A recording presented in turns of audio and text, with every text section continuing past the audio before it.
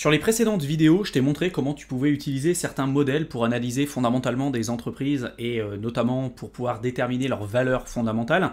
Donc je t'invite à voir ces précédentes vidéos que tu pourras retrouver dans la playlist bourse. Je t'ai montré comment utiliser notamment le modèle de Peter Lynch, Benjamin Graham, etc., etc. Là, je vais te présenter un autre moyen qui est assez simple pour moi à mettre en place pour analyser fondamentalement une entreprise et notamment pour pouvoir déterminer leurs valeurs fondamentales, leurs valeurs intrinsèques, ce qui s'appelle notamment le Multiple Valuation Model. Donc en fait, c'est juste, on va prendre des boîtes de la même catégorie. Par exemple, là, j'ai pris Meta, Microsoft, Google et puis Apple, qui sont en fait des boîtes plutôt dans la tech.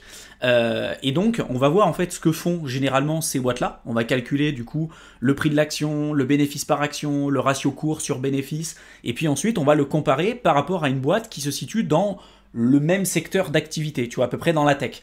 C'est-à-dire que tu vas pas, par exemple, là j'ai mis Meta, Microsoft, Alphabet, donc qui est en fait Google, et puis Apple. Si je mets Coca-Cola dont le ticker en fait c'est KO, ça va me le calculer automatiquement, ça me dit bien que c'est Coca-Cola, ça n'a aucun intérêt, parce que Coca-Cola c'est pas du tout dans la tech. Donc si je voulais le faire pour Coca-Cola, il faudrait que je le fasse avec des boîtes qui sont dans le même secteur, comme par exemple, tu vois, Dr Pepper, etc., etc.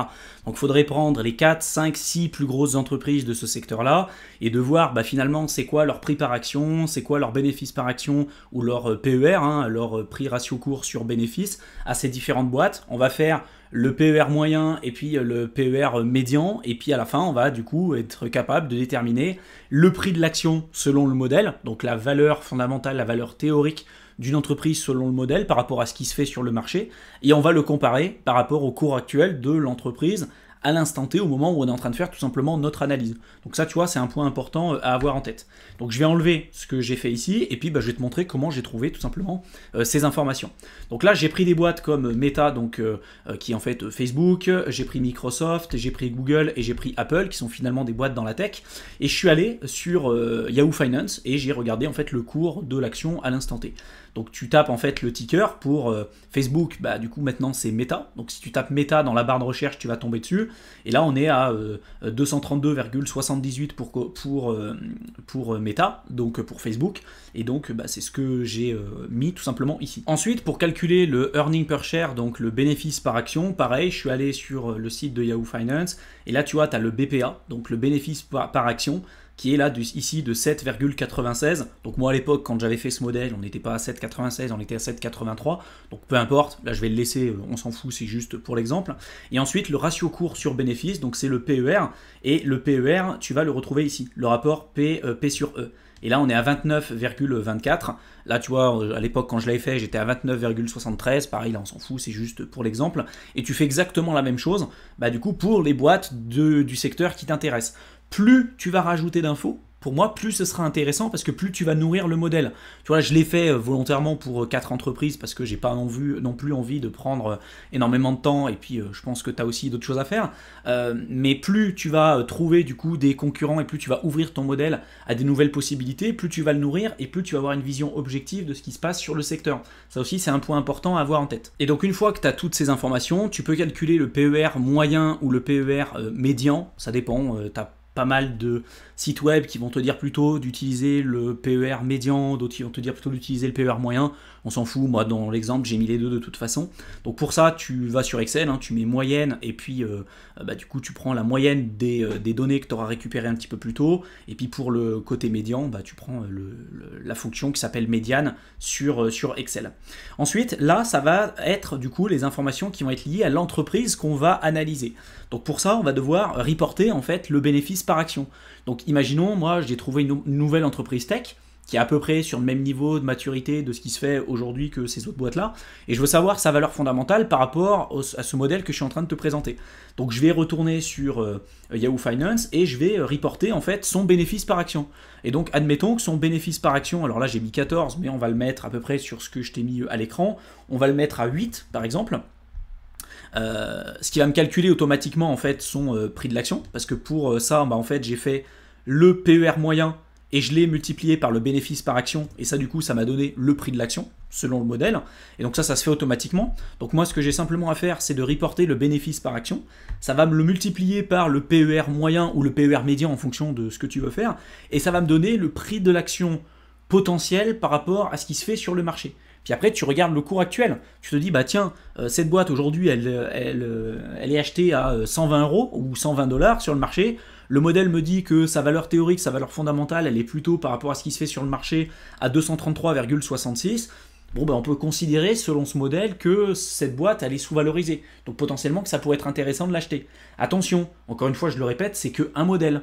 Il y a des avantages, des inconvénients, il n'y a aucun modèle qui est parfait, et donc c'est important de comparer ces différents modèles les uns avec les autres. Et donc, bah, peut-être que parmi les premières vidéos que je t'ai présentées, peut-être que tu auras le modèle de Benjamin Graham qui va te dire que, cette boîte, elle va être survalorisée, selon le modèle de Peter Lynch, que ça va être sous-valorisé, selon le modèle de la valorisation multiple, que ça va être peut-être survalorisé, etc., etc. Puis après, il va falloir que tu détermines si tu veux y aller ou pas. Moi, ce que je fais la plupart du temps, c'est que je vais ajouter ce qu'on appelle aussi une marge de sécurité.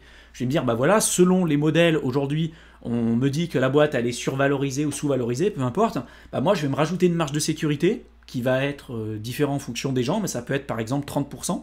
Et je me dis, bah voilà, aujourd'hui, la valeur théorique, la valeur fondamentale, la valeur intrinsèque de l'entreprise selon les différents modèles, elle est peut-être de 100 €. Bah moi, je rajoute une marge de sécurité de l'ordre de 30%, donc je n'achèterai cette entreprise qu'à partir du moment où elle descendra en dessous de 70 €, tu vois.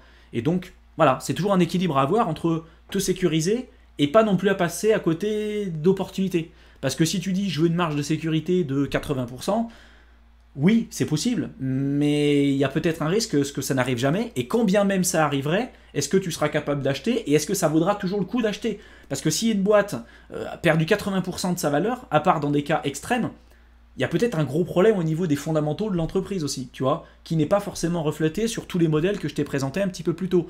Là, c'est une partie de l'analyse fondamentale, ou en tout cas pour calculer la valeur théorique, la valeur intrinsèque d'une boîte. Mais si tu veux faire du stock picking, ce que je ne t'invite absolument pas à faire, surtout si tu es débutant, mais plutôt de te focaliser sur des ETF, j'ai fait des dizaines et des dizaines de vidéos sur cette chaîne que tu retrouveras dans la playlist bourse pour te permettre de comprendre un peu plus comment investir dans les ETF. Mais si jamais tu veux quand même investir en faisant du stock picking, sache qu'il n'y a aucune garantie, qu'il y a des risques qui sont quand même aussi importants. Et encore une fois, si jamais cette boîte arrive avec un niveau de prix qui est de l'ordre de 85% de discount par rapport à son prix actuel, peut-être que c'est une opportunité incroyable, mais peut-être pas. Peut-être que fondamentalement, la boîte, elle tient pas du tout la route, peut-être qu'elle est hyper endettée, peut-être qu'elle est sur le bord de la faillite, et tous ces modèles ne reflètent pas forcément tout ça. Quand tu analyses fondamentalement une entreprise, tu n'analyses pas uniquement juste les modèles que je t'ai présentés là. C'est une manière de donner une valeur théorique, une valeur fondamentale à une entreprise, mais c'est très loin d'être suffisant pour analyser fondamentalement de fond en comble l'entreprise, encore une fois. Donc je pense que ça, c'est vraiment super important de le comprendre, et de comprendre qu'il n'y a aucun modèle qui est parfait, comme à chaque fois, tu as toujours des avantages, des inconvénients, et il faut arriver à jongler. Il y a toujours un équilibre entre le risque qu'on veut prendre et le rendement qu'on sera capable d'avoir, et en général, plus on va aller chercher de performance, in fine, plus aussi on va être obligé d'augmenter notre risque. Donc j'espère que cette vidéo t'a plu, qu'elle t'aura intéressé, qu'elle t'aura été utile. Si tu veux télécharger les différents modèles que je t'ai présentés sur cette vidéo-là et sur les vidéos précédentes, je te mets le lien dans la description de la vidéo, donc n'hésite pas à les télécharger. Je te souhaite une excellente fin de soirée, et je te retrouve dans une prochaine vidéo. À bientôt.